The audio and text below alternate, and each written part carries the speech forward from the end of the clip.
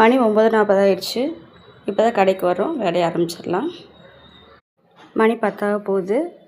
எல்லாம் க்ளீன் பண்ணி முடிச்சாச்சு. வேலையை ஆரம்பிக்கலாம். நேற்று அதிகமாக வீடியோ போடலை. மாற்றி மாற்றி கஸ்டமர் வந்துகிட்டே இருந்தாங்க. இது எடுத்து வச்ச 3 ப்ளவுஸையும் தைச்சி முடிச்சாச்சு.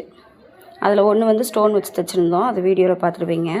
அதுக்கப்புறம் இந்த 2 சாரீ ஒரே மாதிரி செட்டு சாரீ ஒரே மாதிரி பைப்பிங் வச்சு ப்ளவுஸ் ரெண்டுமே தைச்சி முடிச்சாச்சு. 2 சாரீ ஓர் அடிக்கணும், 2 ப்ளவுஸ்க்கும் ஹூக் வைக்கணும். இப்போ ஸ்டார்ட் பண்ணிடலாமா? அடுத்து ஒரு 12 மணிக்கு வீடியோ பார்க்கலாம்.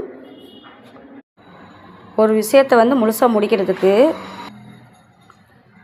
ஒரே ஒரு விஷயந்தான் காரணமாக இருக்கும். அது என்னென்னா கன்சிஸ்டண்ட்டாக செய்கிறது, அதாவது தொடர்ச்சியாக செய்கிறது. ஆரம்பிக்கிறது முக்கியம் இல்லை, அதை தொடர்ந்து செஞ்சு முடிக்கிற வரைக்கும் செய்யணும். அதுதான் ஓகேவா?